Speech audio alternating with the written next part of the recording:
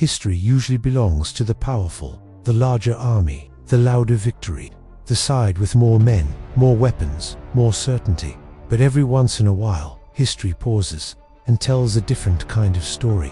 This is one of those moments. In the late 16th century, on the edges of the Ottoman frontier, a small force was ordered to do something that made no sense on paper. They were not sent to conquer. They were not sent to win. They were sent to delay. Ahead of them stood a narrow mountain pass, a place where geography mattered more than numbers. Beyond it, an enemy force estimated in the tens of thousands was advancing. Cavalry, infantry, artillery, a full campaign army, confident and relentless. The Ottoman unit ordered to guard the pass numbered around 700 men. They weren't elite legends from epic poems, not mythic warriors blessed by gods. They were soldiers, men who had marched, waited, worried, and obeyed orders their entire lives. They knew the math. 700 against tens of thousands was not a battle. It was a death sentence. And yet, they did not retreat. They didn't even consider it. The Ottoman commanders understood something fundamental that their enemies underestimated. In narrow terrain, numbers collapse. The sheer vastness of an army becomes a liability, not an asset. The pass could not be crossed all at once. The enemy could not surround them. Their heavy artillery could not be positioned properly to rain down fire. Every single step forward would cost the enemy an enormous amount of time and lives. And time was everything. That was the real objective. So the Ottoman soldiers prepared quietly. There were no grand speeches, no hollow promises of survival. Positions were chosen with surgical precision.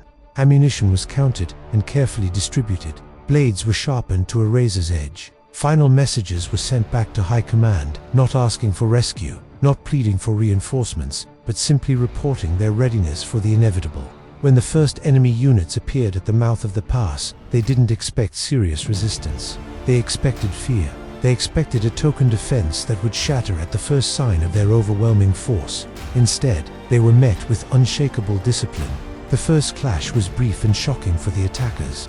The enemy advanced with arrogance, only to be brutally halted by concentrated fire and perfectly controlled counterattacks. The pass became a meat grinder. It was a funnel of death, and they were pouring their own men into it. Chaos spread through the attacking ranks as their neat formations broke under the pressure. They fell back, regrouped, and attacked again and again. Hour after hour, the grim pattern repeated itself. The Ottomans didn't chase glorious victories. They didn't overextend. They just held their ground. When they did fall back, it was by meters, not miles. Every retreat was calculated. Every stand was deliberate. The goal was not glory. The goal was endurance. As their casualties mounted, confusion and frustration began to grow among the enemy commanders. The reports they were receiving from the front line just didn't make any sense. How could such a tiny force hold for so long? Why wasn't the pass open yet? The plan was falling apart. Night fell. The sounds of battle faded, replaced by the cries of the wounded. The Ottomans remained. When the sun rose the next morning, the enemy hesitated. Something had gone terribly wrong. This was supposed to be easy, a footnote in a larger campaign. But somewhere between the cold arithmetic of numbers and the hard reality of the battlefield, their certainty had collapsed. And the 700 men, they still stood. They knew they were buying time with their own lives. But they also knew something else, something more profound. They knew that history does not always remember how many stood on the field. Sometimes, it just remembers who refused to move.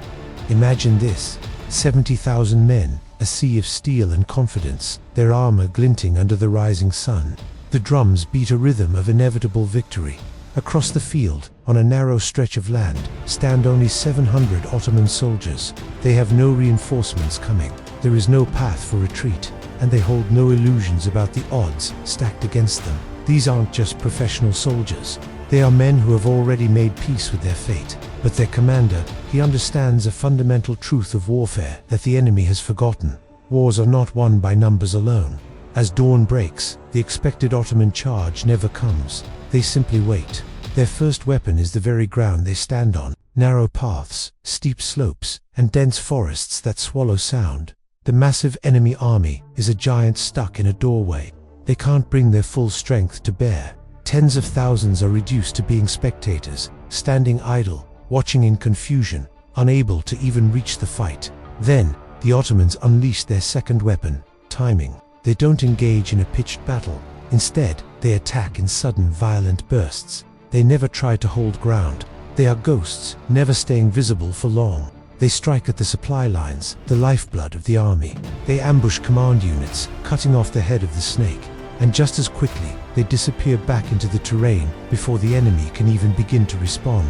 For the 70,000, it feels like they're fighting an army of many thousands, not a mere 700. By midday, confusion curdles into fear. Contradictory orders fly through the ranks. Messengers are sent out, but never return. Officers, stripped of clear direction, begin to argue amongst themselves. And fear, once it takes root in an army, spreads faster and is more corrosive than any disease. The Ottomans know this, and they exploit it brilliantly. They weaponize sound itself. War cries erupt from all directions at once. Drums beat ominously from places where no soldiers can be seen. Banners and flags appear on a ridge for a moment, only to vanish like a mirage. The enemy commanders, trapped in a fog of war, start to believe they are completely surrounded. They aren't, not even close, but in war, belief is reality. As the sun begins to set, panic finally shatters the fragile discipline of the larger force. Small groups of soldiers begin to retreat without orders. Seeing them go, others assume a general retreat has been called and follow suit. What started as a tactical withdrawal quickly cascades into a full-blown chaotic collapse. 70,000 men are now fleeing from 700, not because they were weaker or less brave, but because they no longer understood what they were fighting. Their certainty was broken. When silence finally falls upon the battlefield, the numbers no longer matter. History would later record it as an impossible victory, a battle that strategists would debate for centuries. But the few hundred who survived knew the simple truth. They hadn't defeated an army, they had defeated an idea. They had defeated certainty. And once certainty dies, even the mightiest force on earth becomes powerless. In the heart of the conflict, by the third day, the battlefield had transformed. It wasn't war anymore. It was pure confusion. The immense army, once brimming with confidence, now tiptoed through the landscape, as if the very ground beneath them had turned hostile. Scouts vanished into the horizon, never to return. Commanders froze, their orders stuck in a loop of hesitation, being delayed, rewritten, then outright ignored. And the Ottomans, they watched. They weren't rushing for a swift victory. They were patient, waiting for the inevitable fracture, because they knew every army breaks in the same predictable way. First, communication falters, then, trust evaporates, and finally, the will to fight simply dies. The turning point arrived not with a thunderous clash, but with an eerie, unnerving silence. There was no grand charge, no heroic last stand. At dawn, the enemy mustered their strength for one final push through the pass. Their front lines advanced cautiously, braced for resistance, but found nothing. The Ottomans had pulled back, just enough to melt into the shadows. It felt like a breakthrough. It was a trap. From hidden elevated positions, a volley of controlled fire sliced through the narrow enemy column. Movement became impossible. The rear was blocked, unable to advance, while the front was trapped, unable to retreat. Panic, like a wildfire, ripped through the ranks. Then came the signal. Small Ottoman units appeared on the flanks, just for a moment, not to engage, but to be seen. Flags were raised. Drums beat a single, sharp note, then fell silent. War cries bounced off the terrain, echoing and multiplying until they sounded like an overwhelming force. To the enemy commanders, it looked like a complete encirclement. It wasn't, but in that moment, what they believed was more powerful than reality. Within minutes, discipline shattered. Soldiers dropped their weapons, desperate to run faster. Officers shouted orders that no one heard. What was once a coordinated, disciplined army devolved into a frantic mass of individuals, each fleeing their own personal terror. The Ottomans didn't even need to pursue them. They had achieved what sheer numbers never could. They had broken the enemy's certainty. When the dust finally settled, the pass remained securely in Ottoman hands. Reinforcements arrived days later to a surreal scene. Not a chaotic battlefield littered with the spoils of victory, but a position still held silent and in perfect control. 700 men had done what tens of thousands could not. They had made an entire army stop in its tracks. History would later debate the numbers. Scholars would argue over the fine details. But the outcome was undisputed. The grand advance had failed. And sometimes, a failure like this echoes louder than any defeat. The Ottoman soldiers quietly returned to their formations. They counted their losses. They buried their dead. And then, like soldiers always do, they waited for the next order. They had no idea they had just walked into the pages of history. They only knew they had done their duty. The true meaning of what happened that day would take much longer to grasp. This wasn't just a military event, it was a profound lesson. And lessons like this don't belong to one empire. They belong to everyone who believes that power is measured only by size. Centuries have passed since that day. Empires rose, empires fell, borders changed, names were forgotten, but the story remained. Not because of the numbers, those were argued, adjusted, and questioned. No, the story survived because of what it revealed. It revealed that power is not always visible, that strength doesn't always need to announce itself, and that sometimes the smallest force on the field is the one that understands the moment best. It's a story about a battle where 700 Ottoman soldiers faced a much larger army. They didn't win by sheer force. They didn't win by bravery alone, though they certainly had that. They won by discipline.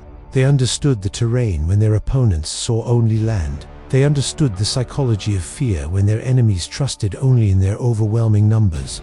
And they understood the power of patience when everyone else was rushing forward into chaos. History often celebrates the loud, explosive victories. This one was quiet. There were no triumphant parades afterward, no grand declarations of victory, just a delayed army, a protected mountain pass, and a future that was quietly but permanently altered. And this is precisely why this story still resonates so deeply with us today. We live in a world that is completely obsessed with scale. Bigger platforms, larger audiences, greater numbers. Everything has to be bigger, faster, more. But this moment from history reminds us that scale without clarity is incredibly fragile. It shows us that confidence without genuine understanding is doomed to collapse. It teaches us that sometimes holding your position, standing firm, matters infinitely more than just advancing for the sake of moving. The lesson here extends far beyond the battlefield. Think about it. In our own lives, how often do we feel outnumbered, overwhelmed, certain that the odds are stacked impossibly against us? Whether it's in our careers, our personal projects, or just the daily grind, that feeling can be paralyzing. This story doesn't promise easy victories. It's not a fairy tale. It offers something much more honest and valuable. It tells us that preparation truly matters, that a calm, strategic mind will always outlast panicked, reactive thinking. It shows that knowing when to stand still, when to hold your ground, can change the outcome more than any amount of reckless movement. Those 700 men weren't remembered by name. You won't find their individual statues in a great hall, but their collective decision, their discipline, echoed through time. They proved that history doesn't only turn on grand, sweeping gestures and epic charges. Sometimes it turns on restraint, it turns on discipline, it turns on the quiet courage to hold your ground when retreat feels like the only logical option. And that is why this story still lives, not as some dusty old legend, but as a living, breathing reminder that numbers do not decide everything. Strategy does, understanding does, and sometimes the quietest action is the most powerful one. Thanks for watching. If this story resonated with you, consider subscribing for more lessons from history. See you in the next one.